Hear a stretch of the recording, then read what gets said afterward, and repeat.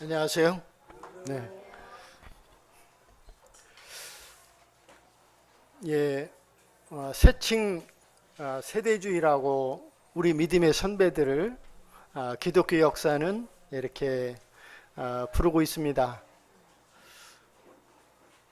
그런데 성경에는 세대주의라고 하는 것이 없죠. 진리의 말씀을 디모데후서에 보면 옳게 분별한, 그리고 또 에베소서 1장에 보면은 성경을 진리의 말씀을 옳게 분별하려면 무엇이 필요할까요? 성령의 도우심이 없이는 진리의 말씀을 옳게 분별할 수가 없어요. 그래서 에베소에서 바울 사도는 지혜와 계시 정신을 너희에게 주사. 우리가 하나님이 우리에게 지혜와 계시 정신을 주실 때 성경을 바로 해석할 수 있고 분별을 할 수가 있습니다. 인간적인 그런 지성으로는 성경을 해석하는데 한계가 있어요. 근데 믿음의 선배들을 통해서 우리에게 준 유산 가운데 가장 큰 부분이 뭐라고 생각이 되십니까? 믿음의 선배들을 통해서, 물론 우리가 구원받을 때 우리 속에서 역사하시는 성령을 통해서 주시는 부분도 있겠지만은 믿음의 선배들을 통해서 기독교의 역사 가운데 우리에게 준 가장 큰 유산이 뭘까요? 물론 우리가 로고처럼 사용하는 부분이 있어요. 이렇게 교회 들어올 때 우리가 주로 뭘 써놓죠?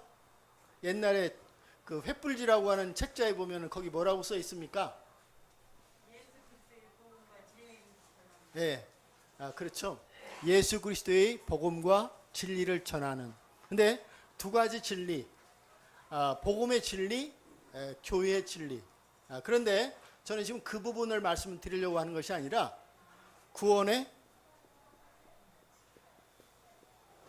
영원성. 물론 우리가 4단계를 통해서 구원의 영원성에 대해서 배우는 시간을 여러 번 가졌어요. 그런데 믿음의 선배들을 통해서 세칭 세대주의라고 하는 우리 모임의 믿음의 선배들을 기독교 역사 가운데 세대주의라고 부릅니다. 그런데 그 세대주의라고 불리우는 믿음의 선배들은 그 진리의 말씀을 옳게 분별해서 무엇을 확고하게 세워놨느냐면 구원의 영원성을 확실하게 세워놨습니다. 그래서 우리는 그런 사랑의 빛을 지고 있어요.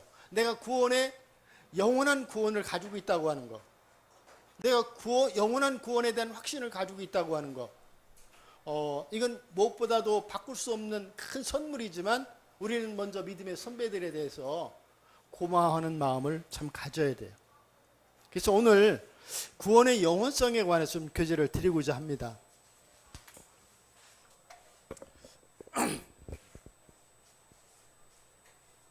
요한복음 1장 29절에 보면은 거기에 무엇이 나옵니까? 세상 죄를 지고 가는 하나님의 어린 양이 나오죠. 2000년 전에 예수님이 십자가를 지셨어요. 1930년. 어떤 사건이 있었을까요? 제가 오늘 아침에 저희 장인을 만나고 왔습니다. 공주에 새벽같이 일어나서 새벽밥을 먹고 아버지를 찾아뵙고 왔는데, 오늘도 제가 요한복음 1장 29절의 말씀을 교제를 해드렸어요. 그러니까 올해 94인데 그 연세에 자기 생년월일을 모르시는 분들이 많으시거든요. 그래도 아버지 생년월일이 언제셔요? 그러니까 1930년 얘기를 하셔요. 자, 그런데 하나님이 얼마까지 사실래요? 그러니까 올해 94시거든요. 이제 만으로 하면 93세죠. 그럼 아버지 100살만 사셔요. 제가 7년, 그래서 7년만 더 사시라고 그러니까 아니래요. 그 하나님께서 이 우주의 어떤 생명체들에게 기운을 주셔가지고 생명체들이 더 연장이 된대. 그래가지고 더 살고 싶으시대. 그러면 110살까지 사세요. 110살까지 사시라고 얘기를 했어요. 그래서 그러면 2040년. 그렇죠? 2040년까지 오늘 2023년이잖아요. 근데 우리는 현재로부터 과거가 있고 미래가 있고, 그런 이 미래의 죄를 하나님께서 아버지가 져야 할 이 죄를 다 용서해 놓으셨다고 제가 이제 갈 때마다 이 말씀을 해드려요. 그런데 오늘도 제가 그 말씀을 들으시면서 참 고맙지. 우리 장인어른이 성경을 아시면 얼마나 아시겠습니까? 그러나 단 한마디, 너무도 고맙지. 그러면서 이 우주에 이 하나님의 은혜가 가득 찼다고 얘기를 하시더라고요. 그래서 저나 자매가 참 오면서 참 즐거운 마음으로 왔어요. 그런데 제가 이 얘기를 왜 말씀을 드리냐면, 구원의 영원성을 모든 사람들이 예수님을 믿지만 모든 사람들이 구원의 영원성을 믿는 것이 아닙니다. 세상에 많은 교회가 있습니다. 그런데 예수를 믿지만 구원의 영원성을 다 믿는 것이 아니에요. 속을 들여다보면 구원의 영원성을 믿지 못하는 사람들이 너무나 많아요. 구원의 영원성을 믿지 못하는 사람이 구원받은 사람입니까? 구원받지 못한 사람입니까? 구원받지 못한 사람. 그런데 구원의 영원성을 믿지 못하는 이유가 뭘까요? 여러 가지가 있습니다. 첫 번째, 구원의 영원성을 믿지 못하는 가장 큰 이유가 뭘까요? 제가 이거를 썼어요. 그래서 이거를 물론 잘못 배웠으니까 그렇죠. 그런데 이제 그 구체적인 항목, 왜 영원성을 믿지 못하죠? 자신을 쳐다봐서. 물론 그것도 있어요. 근데 이제 제가 왜 이 세상 죄를 주고하는 하나님의 어린 양에 대해서 얘기를 했냐면, 사람들이 어려움을 겪는 문제가 뭐냐면, 자, 현재까지 죄 용서된 거에 대해서 받아들이는 것은 어려움이 없어요. 근데 내가 죽지도 않은 죄를, 미래의 죄를 용서해 놓았다고 하는 것에 대해서 이것을 받아들이는데 사람은 어려움을 겪어요. 어떤 어려움을 겪느냐면, 죄가 이미 다 용서되어졌다면 방종하게 되지 않겠느냐. 구원받았으니까 마치 이제 고3 동안 열심히 공부하던 학생이 대학을 딱 합격을 했어요. 그럼 해방감이 오잖아요. 그러면 이제 안 해봤던 거 어떻게 해요? 하고 싶은 거 그냥 해서는 안 될 거 뭐 그 상관없이 다 해보죠. 나 이제 구원받아서 천국 가. 그러니까 나 어떻게 살아도 나 천국 가. 이런 생각을 가질 수가 있습니까? 없습니까? 이런 생각을 가질 수가 있죠. 그래서 이미 죄가 용서가 되어졌다면 방종하게 되지 않겠는가. 이런 문제 때문에 구원의 영원성을 믿지 못하는 사람들이 굉장히 많다고 하는 거죠. 사실 그것은 양심으로 보면은 선한 양심이에요. 자, 우리가 유다서를 보면 그런 말씀이 있습니다. 이 교회 안에 가만히 들어온 사람이 있어요. 근데 가만히 들어온 사람은, 유다서에서 말하는 가만히 들어온 사람은 어떤 사람일까요?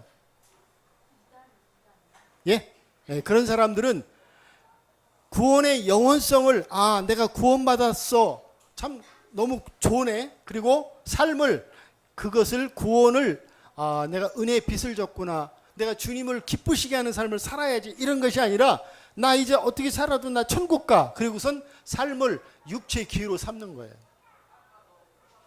육체의 기회로 삼는다고 하는 것은 이제 절제하지 않는 삶을 살아가는 거죠. 육체적인 욕심을 따라 사는 이런 삶을 살아가는 것을 경계하고 있는 거죠. 정말 이 단번에 주신 영원한 속죄에 대한 것들이 어떤 사람들에게는 나 구원받았으니까 어떻게 살아도 나는 천국 가 하고 그것을 육체의 기회로 삼는, 하나님 앞에, 하나님의 은혜 앞에 합당한 삶을 살지 않고 육체의 기회로 삼는 사람들이 기독교 역사 가운데 있었다는 거죠. 그래서 유다서는 그런 사람들을 경계하고 있는 것입니다. 그런 사람들이 가만히 들어온 사람이라는 거예요. 자, 그런데 사실 이 십자가 사건을 놓고 보면은 조금만 더 생각을 하면 그게 어려운 일이 아니거든요. 이 사건을 놓고 보면 우리가 말하는 과거도 뭐예요? 십자가 사건을 놓고 볼 때는 어떻죠? 미래에 속한 일들이에요. 그러니까 미래에 속한 사람들의 죄를 이미 사실은 다 용서해 놓으셨어요. 근데 사람은 자기 현실 속에서만 생각을 하는 거예요. 현재에서부터 과거까지는 용서가 되어졌지만 미래의 죄는 용서되어졌다. 내가 아직 죽지도 않은 죄를 용서해 놓았다는 사실을 받아들이기 어려워하는 부분이 있다는 거죠. 한 달 전인가요? 우리 이한이가 그런 질문이 있었어요. 어떤 질문이냐면 예수님이 죄를 용서해 놓으셨는데 미래 짓지도 않은 죄를 용서해 놓았다는 사실이 이제 이게 질문이 생긴 거예요. 그래서 제가 시편 139편을 읽어주라 이제 다솔이하고 민혜에게 그런 얘기를 했었는데 다음에 물어보니까 이제 아이다 보니까 그런 질문이 있었는데 지금도 그것을 계속 그런 생각을 가지고 있는가 했더니 그걸 기억을 못 하더라고요. 그래서 한순간에 이제 아이기 때문에 그래도 그런 생각을 한다는 게 저에게는 좀 기특했어요. 어떻든 구원의 영원성을 갖지 못하는 이 부분에 관해서 제일 어려움을 겪는 문제가 뭐냐면 죄를 이미 다 용서해 주셨으면 방종하는 삶을 살게 된다. 그런 문제 때문에 받아들이지 못한다는 거죠. 그러면 이 일을 위해서 하나님께서 예비하신 것이 무엇일까요? 방종하지 않도록 하나님께서 예비하신 것이 무엇일까요? 두 가지가 있습니다. 예? 징계. 예, 그렇죠. 하나는 징계입니다. 자, 히브리서 먼저 그걸 한번 보시죠. 히브리서를 한번 보겠습니다. 히브리서 12장.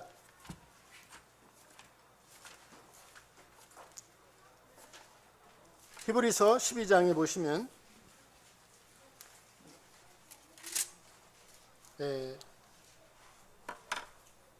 5절부터 한번 기절이 길긴 한데요.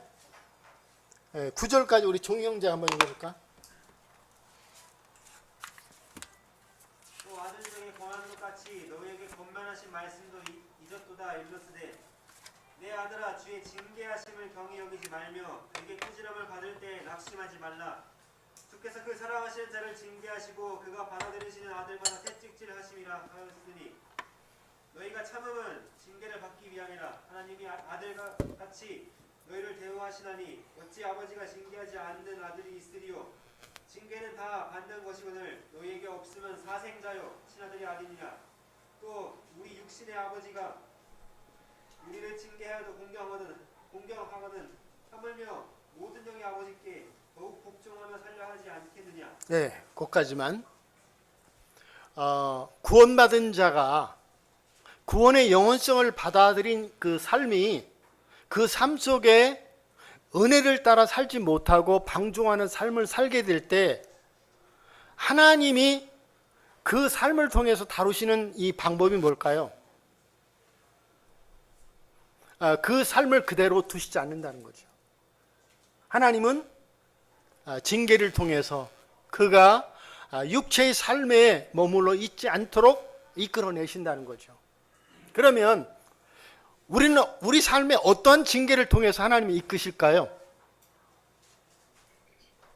가장 두드러지게 우리 삶 속에서 우리가 성령의 소욕을 따라 살지 못하고 육체의 소욕을 따라서 계속 살게 될 때 우리 속에 나타나는 징계의 현상은 뭘까요? 뭐라고 생각이 되십니까?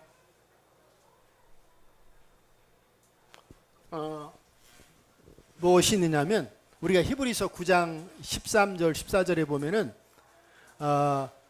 하나님께서 이렇게 말씀을 하셨습니다. 너희 양심으로 어찌 살아계신 하나님을 섬기게 하지 못하겠느냐. 사람이 구원을 받게 되면 양심이 살아나게 돼요. 근데 징계를 받을 때 나타나는 가장 큰 특징들은 뭐냐면 양심의 고통이 있다는 거예요.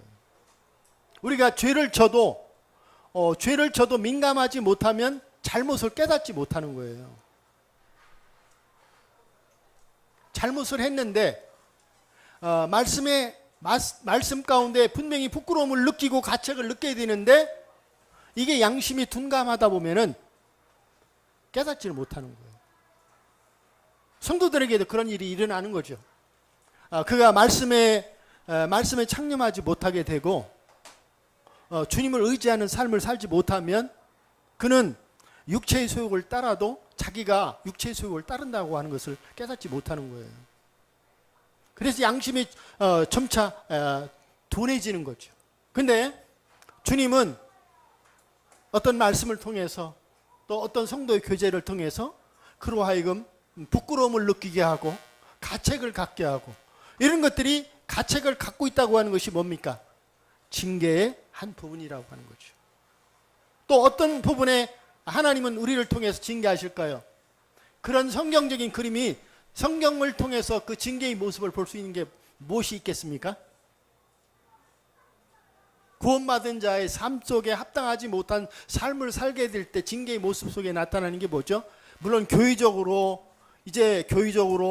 어떤 출교를 하고 이런 부분도 외적인 이런 현상도 있겠지만, 삶을 통해서 다루시는 하나님의 징계가 어디에 나타나 있습니까? 예? 예, 물론 고린도전서에도 보면은 병든 자도 많고 죽는 자도 있다. 그래서 물론 모든 질병이 죄의 결과로 오지는 않습니다. 나이 들어서 저도 여기저기 고장이 많이 나 있어요. 발바닥에도 요즘에 조금 그 현상이 좀 이렇게 좋아지긴 했는데 한동안 계속해서 발바닥에 좋지 않아 가지고 그래서 그냥 놔버렸어요. 정형외과 가서 치료를 받아도 뭐 돈만 들였지 별 효과가 없어 가지고 그냥 주님 그냥 알아서 하십시오 하고 이렇게 놨는데, 지금은 현상이 좀 좋아졌어요. 그것 외에도 여러 육체 기능들이 젊었을 때보다 많이 떨어지는 부분이 있죠. 그러나 주님이 우리 삶 속에서 분명히 또 육체의 질병을 통해서 다루실 때가 있는 거죠. 제가 전에도 많이 말씀을 드렸습니다마는 현상이 있고 본질이 있어요. 우리는 하나님께서 우리 환경을 통해서 역사하시고 우리 자신을 뒤돌아보도록, 그러니까 양심이 민감하지 못하기 때문에 하나님이 뭔가를 말씀하실 때 하나님은 환경을 통해서 말씀하시는 거죠. 내가 양심이 민감하다면 말씀을 통해서 깨닫게 되는데, 말씀을 통해서 깨닫지 못하니까 하나님은 환경을 통해서 역사하신다는 거죠. 그러면 그런 것이 질병을 통해서 나타날 수도 있는 거죠. 그럼 우리는 무조건 병 낫게 해주십시오 이런 것이 아니라, 하나님이 이런 것들을 왜 허락하셨을까? 나를 돌아보는 것이죠. 하나님이 나를 다루시는 걸까? 이 겸손한 마음을 갖고 이런 것들이 있을 수가 있죠. 지금 자매님이 좋은 것을 지적을 해줬는데, 또 다른 문제는 뭐냐면 롯의 삶을 볼 수가 있습니다. 롯, 우리는 롯이 참으로 구원받은 자였는가라는 것을 의심해 볼 수가 있죠. 소돔 땅에서 모든 소유를 잃어버리고, 그러나 아브라함을 통해서 다시 그는 회복이 되고, 그렇지만 그는 징계하신 하나님의 그 선하신 목적을 깨닫지 못하고 결국은 인생을 부끄러움 가운데 마감을 하는 모습을 보게 되잖아요. 그러나 우리가 베드로서에 보면은 롯이 구원받은 자였다라는 것을 확실하게 볼 수가 있죠.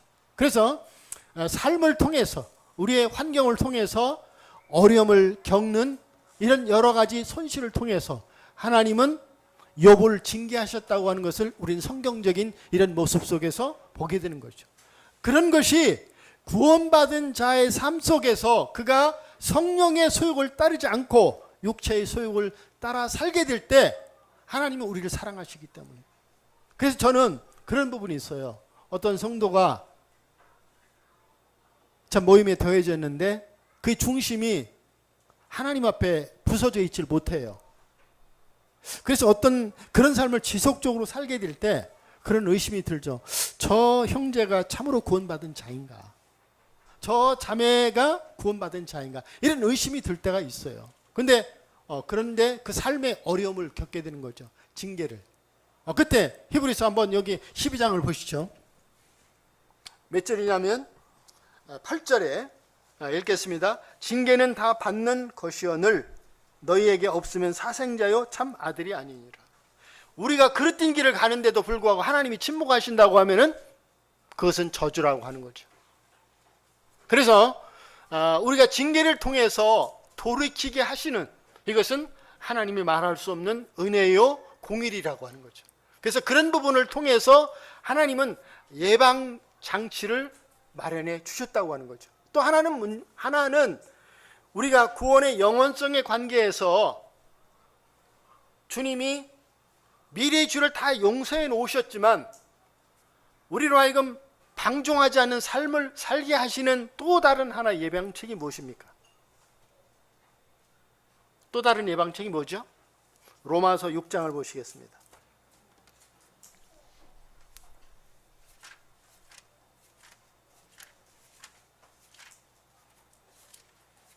로마서 6장 6절에 한번 보시죠.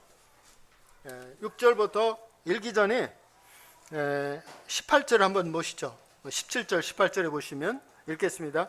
하나님께 감사하리로다.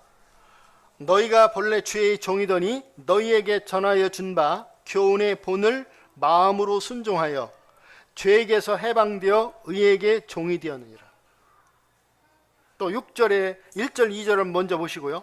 그런즉 우리가 무슨 말을 하리요? 은혜를 더하게 하려고 죄에 거하겠느냐? 그럴 수 없느니라. 죄에 대하여 죽은 우리가 어찌 그 가운데서 더 살리요? 그리고 6절에 보시면 우리가 알거니와 우리 옛사람이 예수와 함께 십자가에 못 박힌 것은 죄의 몸이 멸하여 다시는 우리가 죄에게 종노릇하지 아니하려 함이니. 우리는 이 십자가의 이 구속의 사건을 통해서 하나님께서 이루신 일이 뭐냐면 우리는 죄의 형벌로부터 용서를 받았을 뿐 아니라 우리는 여전히 옛사람이 존재하기 때문에 죄의 종노릇 가운데 살 수밖에 없는데 우리가 구원을 받을 때 하나님은 우리를 죄의 종노릇 가운데서 해방시키셨다고 하는 거죠. 그것은 바로 우리 옛사람을 예수와 함께 십자가에 못 박음으로써 물론 그런 은혜를 예비해 주셨지만 구원받은 자가 전혀 죄를 짓지 않게 되는 것은 아니죠. 여전히 우리의 연약함이 있기 때문에 그러할지라도 주님은 우리를 권고하셔서 죄의 말씀을 통해서 내주하시는 성령을 통해서 우리를 권고하셔서 죄에 머물지 않도록 죄를 이기는 삶을 살도록 우리를 권고해 가신다는 거죠. 이것이 구원의 영원성에서 사람들이 염려하는 미래의 죄를 용서해 놓았다면 방종하게 되지 않겠는가라는 이런 질문에 대해서 기독교적인 성경적인 답이 이 두 가지가 있다는 거죠. 하나는 죄의 종노릇 가운데서 우리를 해방시키시는 분이시다. 내주하시는 성령을 통해서 우리에게 또 새 성품을 통해서 또 하나는 징계를 통해서 우리가 죄에 머물지 않도록 우리를 이끌어내시는 자비의 하나님이시라고 하는 것을 말씀해 주십니다. 그래서 첫 번째 구원의 영원성을 믿지 못하는 첫 번째 이유가 무엇인가 하는 것을 우리가 생각을 해봤습니다. 그러면 두 번째 구원의 영원성을 믿지 못하는 두 번째 이유가 뭘까요?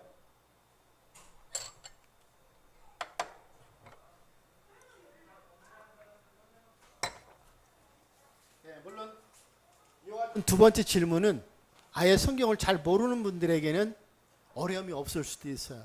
근데 이제 성경을 좀 이해하고 성경을 알고 있는 분들에게는 이것이 큰 문제가 되죠. 성경을 어떻게 해석하느냐 이 문제가 이것이 그들에게 시련을 줍니다. 두 번째 문제가 뭘까요?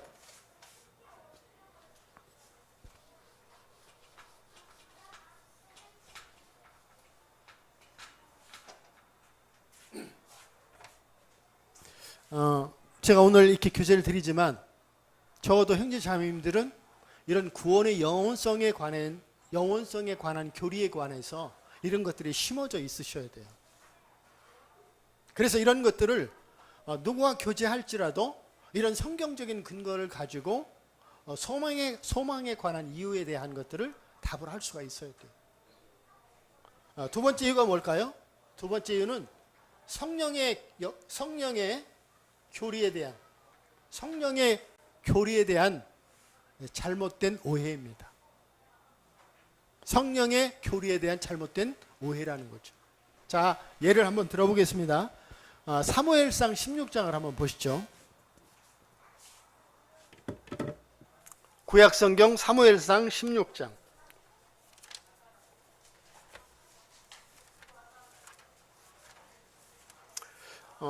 이제 최근에 구원받으신 분들도 계시고 또 지금 복음 교제를 하시는 분들도 계시고, 이거는 그분들에게만 알아야 될 부분이 아니라 우리가 구원을 받은 모든 형제자매들이 익숙하게, 성경에 익숙하게 이와 같은 것들이 세워져 있어야 할 중요한 교리이기 때문에 공부를 하고 있습니다. 사무엘상 16장을 한번 보시죠. 16장 14절을 보겠습니다.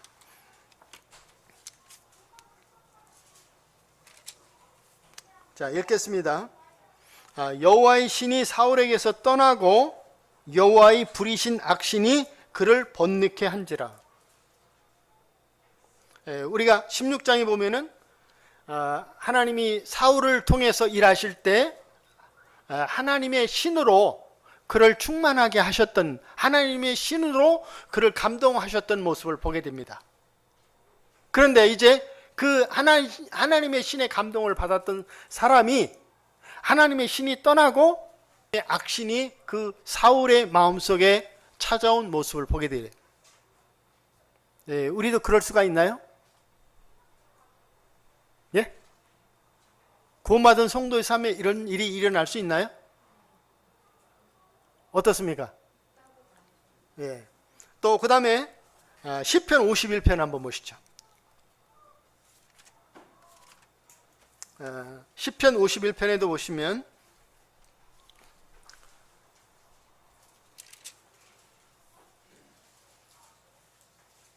몇 절이냐면 11절을 한번 보겠습니다. 11절, 구약의 839페이지입니다. 나를 주 앞에서 쫓아내지 마시며 주의 성신을 내게서 거두지 마소서. 다윗이 밧세바를, 남의 아내를 빼앗았잖아요. 그리고 그의 남편을 극렬한 전쟁터에 가서 죽게 만들었습니다. 그리고 죄를 은폐했어요.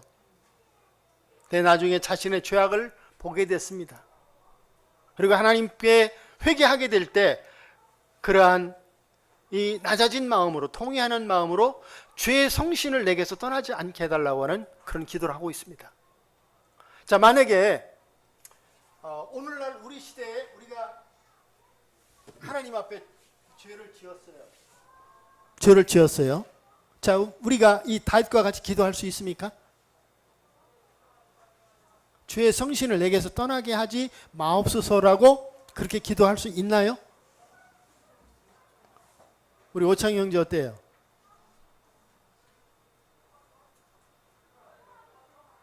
그런 기도를 우리가 할 수 있나요? 신학에 있는 성도에게. 이거는 우리는 그런 기도를 할 수가 없죠. 우리는 그런 기도를 해서는 안 되죠. 또 한 군데 한번 더 찾아보시죠. 출애굽기에도 한번 잠깐 보겠습니다. 출애굽기 31장.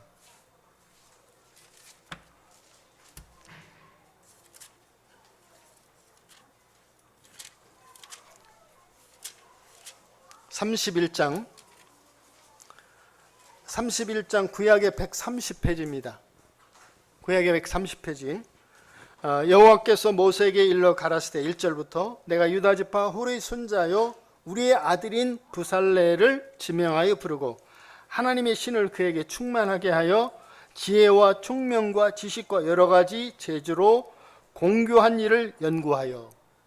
하나님이 여기에 하나님의 선한 일을 위해서 부르심을 받은 사람들에게 신의 충만함을 입게 하셨죠. 우리가 또 요셉에도, 창세기를 보면 요셉에게도 하나님의 신을 충만하게 했다고 하는 것을 볼 수가 있죠.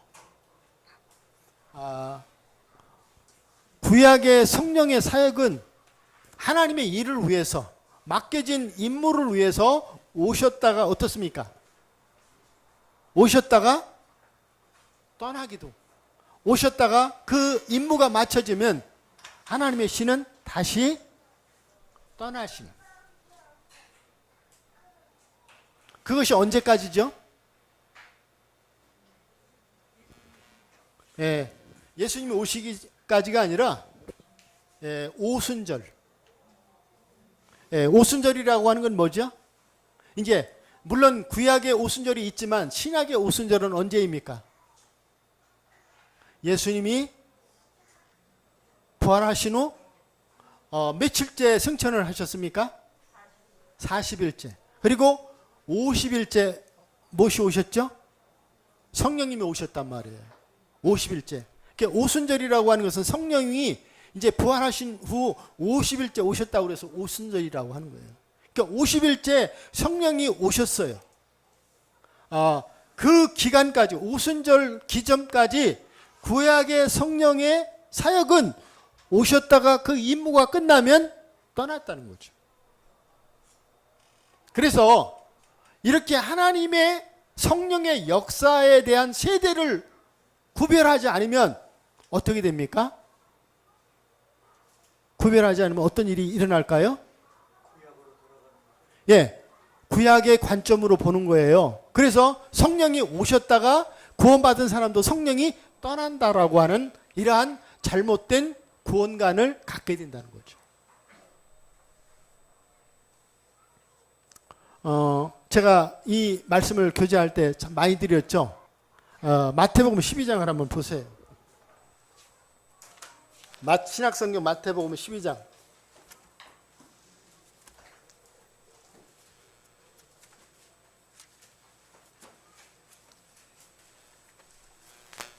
(12장에) 보시면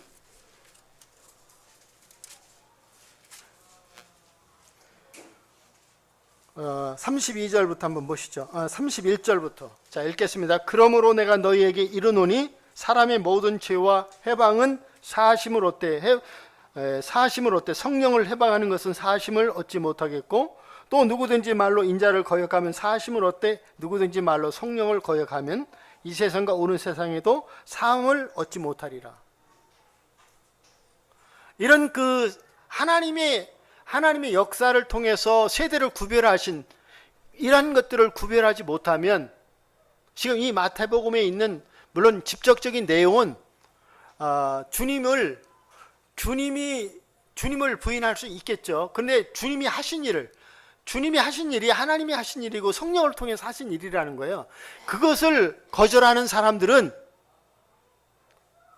구원을 받을 수가 없죠. 그런데 이와 같은 것들을 구약에서 성령이 오셨다가 떠나시는 이러한 오순절의 기점으로 인해서 성령이 오순절 기점까지는 성령이 오셨다가 떠나셨다고 하는 거죠. 그런 역사를 구별하지 않게 될 때, 성령의 역사를 구별하지 않게 될 때 신약의 구원받은 성도들에게 똑같은 이 사건을 적용을 함으로 인해서 구원받은 사람도 성령이 떠날 수 있다고 여기기 때문에 구원의 영원성을 믿지 못한다는 거죠. 그래서 마태복음 12장에 기록된 이 말씀대로 성령을 거역하고 성령을 해방할 수 있는 죄를 범할 수 있다고 여기는 거예요. 그래서 이것은 구별이 됩니다.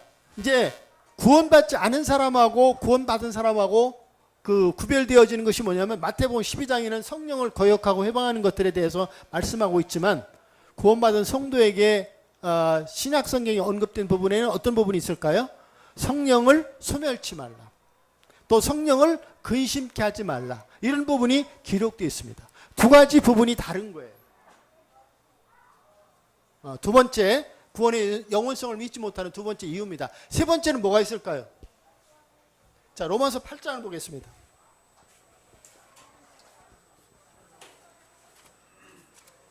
로마서 8장 37절 8절을 보겠습니다.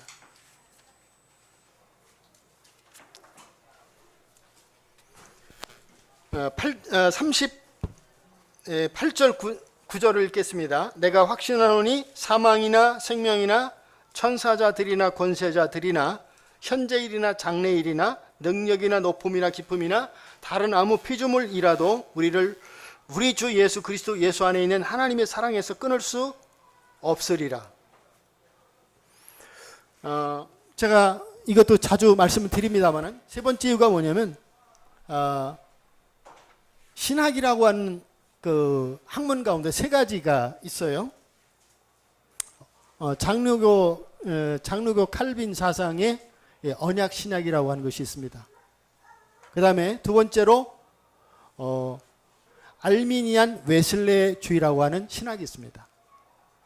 그 다음에 이제 우리가 가지고 있는 이 말씀의 분별을 기독교 가운데 있는 사람들은 세대주의 신학이라고 부릅니다.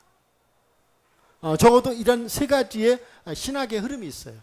그런데 이 구원의 영원성을 믿지 못하는 가운데 한 부분이 뭐냐면 두 번째 알미니안 웨슬레주의. 물론 이와 같은 것들은 이제 성경을 연구하는 사람들의 문제이긴 하겠지만 그 사람들에게 이 걸림이 되는 문제가 뭐냐면 지금 39절 로마서 39절을 한번 주목해 보시기 바랍니다. 여기에 보면은 우리를 주 예수 그리스도 안에 우리 주 그리스도 예수 안에 있는 하나님의 사랑에서 끊을 수 없다라고 바울 사도는 이렇게 얘기를 했어요. 그런데 알미니안 웨슬레주의자들은 어떤 이야기를 하냐면 여기에서 내가 그것을 떠날 수 있다고 이야기를 합니다. 내가 지금 이 기독교 진리를 십자가의 진리를 받아들였는데 그것을 놓아버린다면은 나는 구원을 잃게 된다라고 하는 이런 사상을 가지고 있다고 하는 거죠. 다시 말하면 자유의지가 주님을 떠날 수 있다고. 우리는 자유의지가 있잖아요. 자유의지를 통해서 선택한 거잖아요. 물론 두 가지가 있어요. 자유의지와 하나님의 예정. 근데 이들은 자유의지가 더 강한 거예요.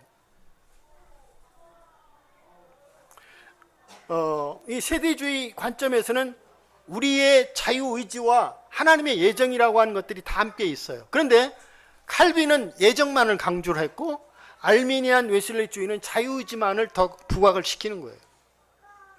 근데 그들은 자유의지가 주님을 떠나면 구원을 잃어버린다고 생각을 합니다. 우리가 마태복음 26장과 27장 사이에 보면은 베드로가 주님을 부인했던 적이 있죠. 저는 그런 생각을 해봐요. 제가 만약에 이 핍박을 받는 시대에 살았더라면 죽음의 그 주님을 부인하면 주님을 부인하지 않으면 제가 죽게 되는 위험에 처했다면 베드로와 같은 입장에 제가 설까 아닐까? 형제자매들 그런 질문을 스스로 해본 적이 있으십니까? 예. 내가 담대하게 저는 죽을지라도 주님을 부인하지 않겠습니다. 내가 그렇게 말할 수 있을까? 저는 그런 실패를 할 수 있다고 생각을 합니다. 그런데 그런 환경 때문에 주님을 부인할 수는 있지만 베드로는 부인한 다음에 어떻게 했죠? 부인한 다음에 어떻게 했어요? 통곡을 했죠. 그것이 그는 마음 중심 속에서 주님을 부인한 것이 아니에요. 지금 환경이 두려웠을 뿐이지. 자유의지가 주님을 결코 떠난 적이 없다는 거죠. 그런데 이 알미니안 웨슬레주의자들은 자유의지가 주님을 떠나면 구원을 잃게 된다라고 하는 이런 사상을 가지고 있다고 하는 거예요. 그래서 구원의 영원성을 믿지 못해요. 세 가지가 물론 그 외에도 우리가 성경 공부를 통해서 배운 대로 히브리서에 보면은 타락한 자들, 짐짓죄를 짓는 자들, 또 그다음에 마태복음 25장에 보면은 열처녀의 비유라든지 이런 여러 가지의 그 성경에 해석하기 어려운 이런 문제들로 인해서 구원의 영원성을 갖지 못하는 이런 여러 가지 이유들이 있습니다. 그것은 세세하게 다시 말씀드리긴 어렵고 큰 골격을 이루는 이유들이 한 세 가지 정도로 생각해 볼 수가 있어요. 자, 그러면 우리가 구원의 영원성을 분명하게 말할 수 있는 부분이 뭘까요? 이제 세 가지를 한번 얼른 생각을 해보겠습니다. 히브리서 9장을 한번 보시죠. 히브리서 9장 11절을 보겠습니다.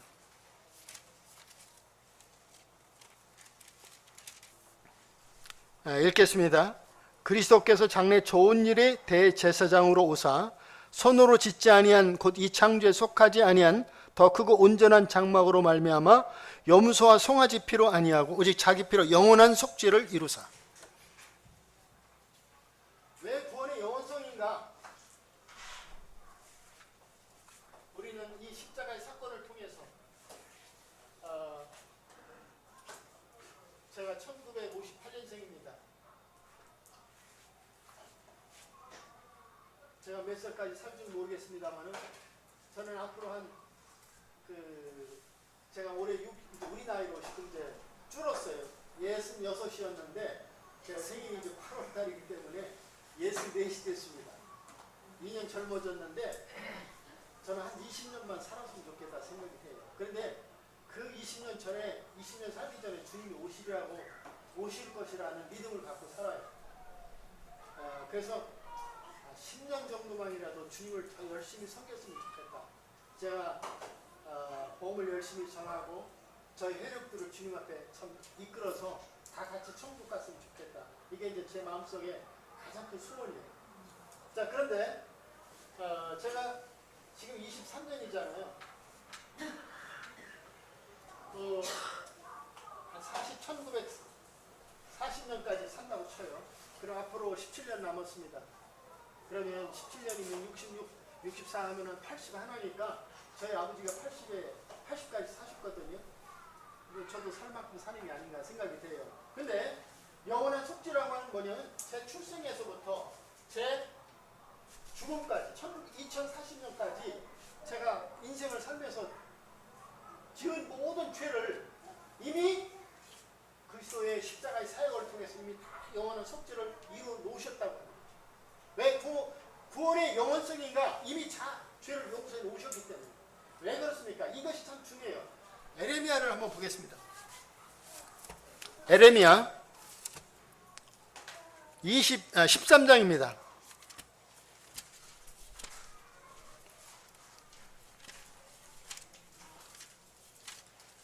13장 23절에 읽겠습니다. 구약의 1071페이지입니다.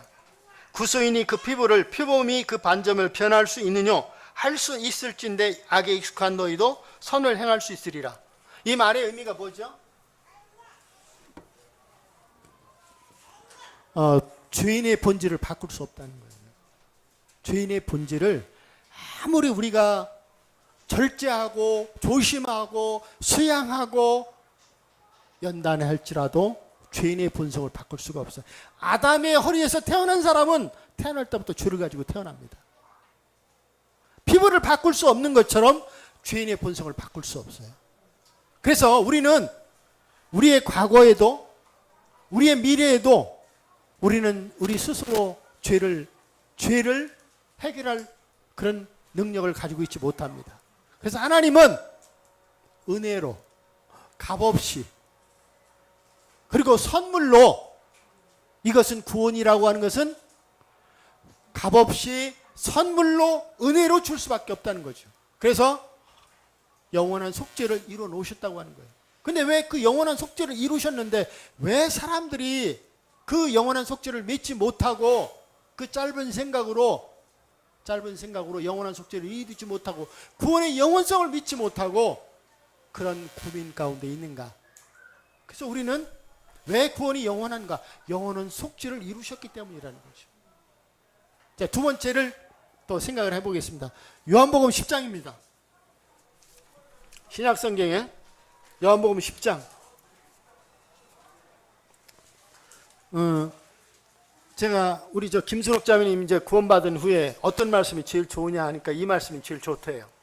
자, 요한복음 10장 28절 29절을 보겠습니다. 28절 29절에 내가 저희에게 영생을 주노니 영원히 멸망치 아니할 터요 또 저희를 내 손에서 빼앗을 자가 없느니라. 저희를 주신 내 아버지는 마녀보다 크심에 아무도 아버지 손에서 빼앗을 수 없느니라.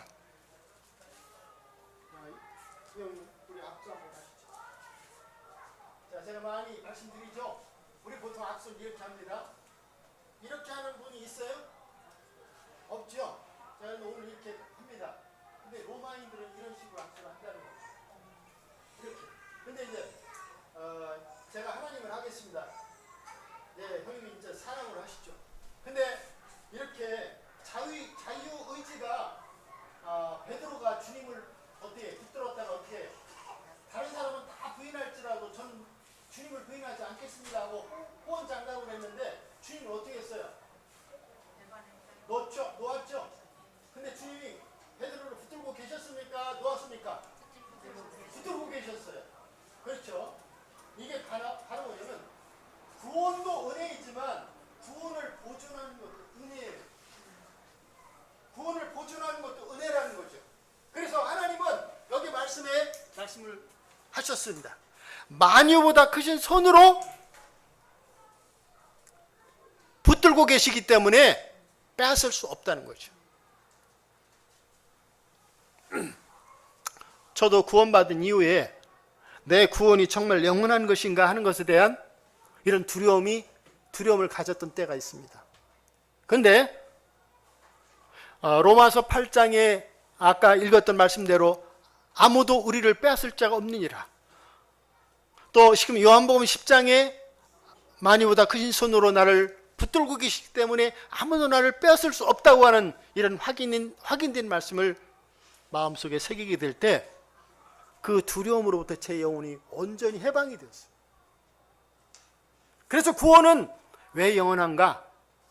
그분이 우리를 구원하신 것도 그분의 은혜로 우리를 구원하셨고 구원을 보존하시는 것도 그분의 은혜로 우리를 보존하고 계시다는 거죠. 그래서 보존하심이 영원하기 때문에 구원이 영원하다는 거죠. 자, 마지막으로 요한복음 14장을 보겠습니다. 요한복음 14장 16절부터 읽겠습니다. 이거는 한번 같이 한번 읽어보시죠. 요한복음 14장 16절 172페이지부터 자, 시작. 내가 아버지께 구하겠으니 그가 또 다른 보혜사를 너에게 주사 영원토록 너희와 함께 있게 하시리니 저는 진리의 영이라. 세상은 능히 저를 받지 못하나니 이는 저를 보지도 못하고 알지도 못함이라. 그러나 너희는 저를 아나니 저는 너희와 함께 거하시며 너희 속에 계시겠습니다.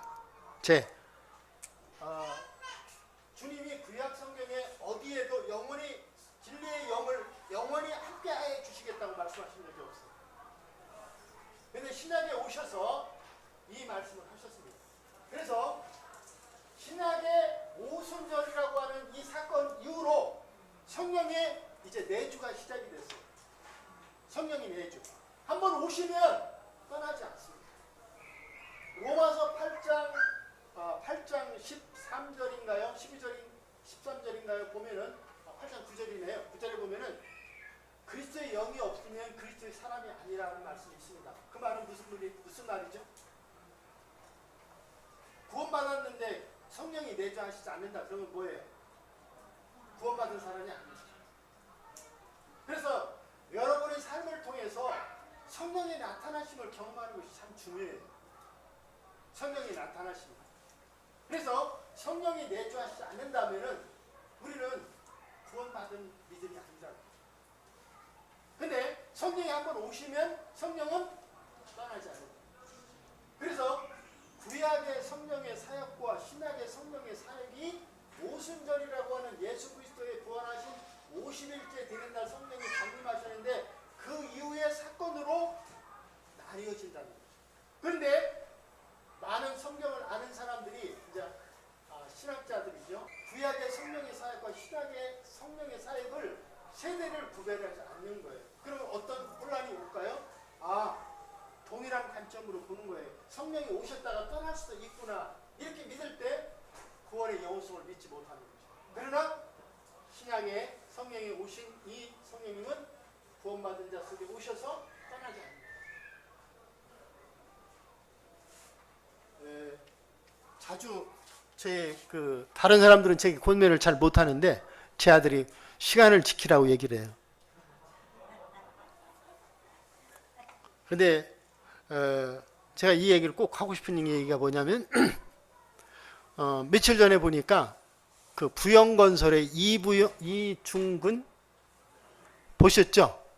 그분이 1,400억을 기부를 했어요. 기부를. 근데 누구한테 기부를 했느냐면 가난한 자들이 한 게 아니라 자기 고향 사람들하고 자기 그 학교를 다녔던 초등학교, 중학교, 고등학교 친구들까지 해가지고 친척들을 많이 받은 사람은 한 10억 정도 받았다고 하더라고요. 그리고 동네 사람들은 많이 받은 사람 1억을 받았대요. 통장에 준다고 해서 한 100만 원 정도 기대했는데 통장에 1억이 들어온 거예요.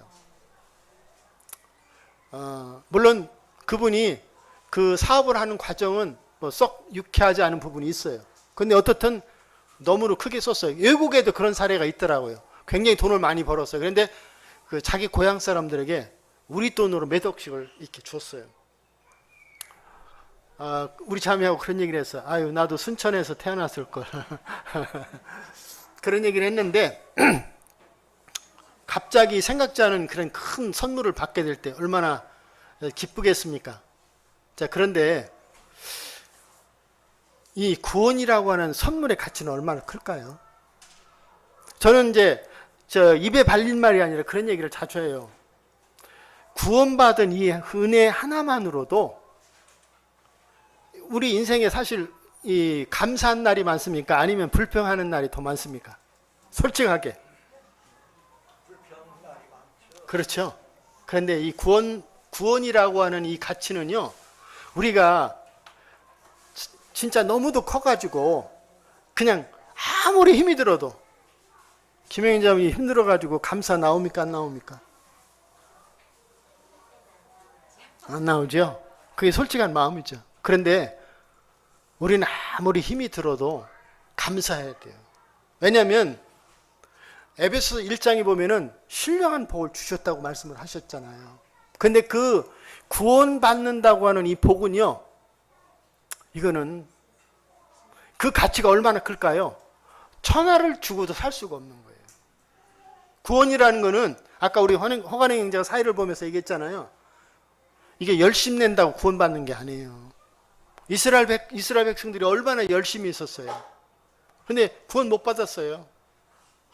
열심을 낸다고 해서 구원받는 게 아니에요. 그런데 하나님은 우리를 불쌍히 여기셔가지고